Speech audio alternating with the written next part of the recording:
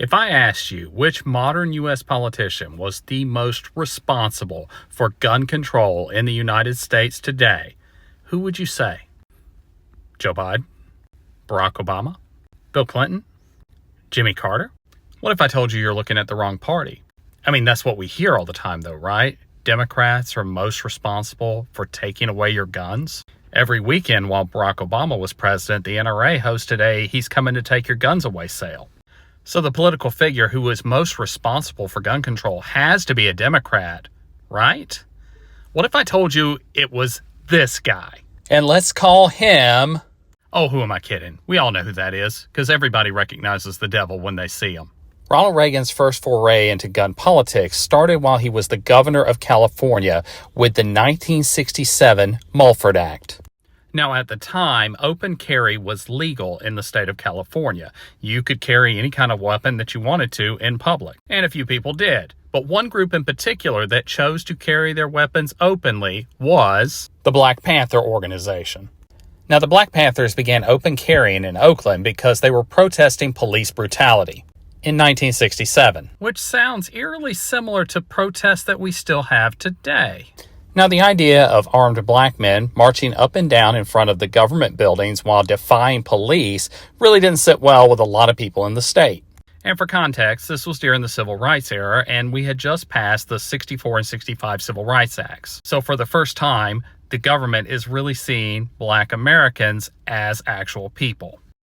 Actual people who are angry and have guns. So the white people of California were really freaked out, and they told their legislature and governor that you better do something to solve this problem. So this guy said, bet. Meet David Donald Mulford, who at the time was a member of the California State Assembly. But he was like, I can fix it. And his solution was, let's just get rid of open carry. Now, I think it's important to point out that Mulford was a Republican, and his solution came to be known as the Mulford Act of 1967. But I know what you're thinking. Dr. Dowd-Arrow, that's a liberal state. California is so liberal. Of course they're going to want to get rid of open carry. It's not like Ronald Reagan actually agreed with that because he was a true conservative. Right? Well, immediately after he signed the bill into law, he praised its passage and said there's no reason why in civilized society today that anyone would need to carry a firearm to places where only a conversation was needed. So yeah, he absolutely supported the passage of this law. But he doesn't stop there. Eventually, Ronald Reagan runs for president. He runs on a Pro-2A platform, and he is the first person to be officially endorsed for president by the National Rifle Association. And of course, he wins the presidency. And then he's inaugurated in January of 1981, and just 2 months later, on March 30th, 1981, this man, whom we'll call John Hinckley, tried to unalive him. And he did it because he thought this woman, Jodie Foster from The Silence of the Lambs, was sending him secret decoder ring messages. He believed that she was sending him secret messages through his television telling him that if he took care of Reagan, they could be together forever and she would always love him. So to prove his undying love to Jodie Foster, Hinckley fired 6 shots at Reagan on March 30th, 1981. Now, luckily, Reagan was not hit directly. He did catch a ricochet, though, under his left arm. But there were 3 people who were hit.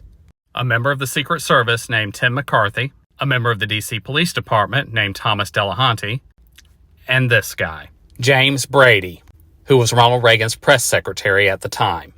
This event would leave him with brain damage and leave him permanently paralyzed for the rest of his life. And this event would lead his wife, Sarah, on a crusade to get better gun restrictions in the United States. But Sarah was not alone. Now, while Sarah would become the face of what would become the Brady handgun bill, Ronald Reagan was the driving force behind getting it passed.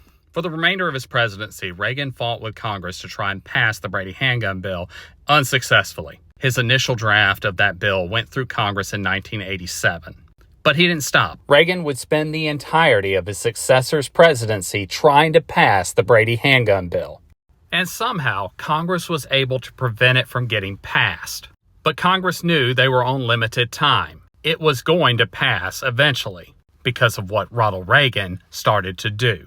Reagan would travel the country holding events to try and get people to support the Brady handgun bill, and he would write op-eds like one for the New York Times in 1991, which was aptly titled, "Why I Support the Brady Handgun Bill." And the NRA started to get nervous, because not only was Reagan pushing for the Brady handgun bill, but he started pushing for even more regulation. See, there were rumors that Reagan was going to support a ban on semi-automatic weapons like the AR-15, and the NRA could not have that.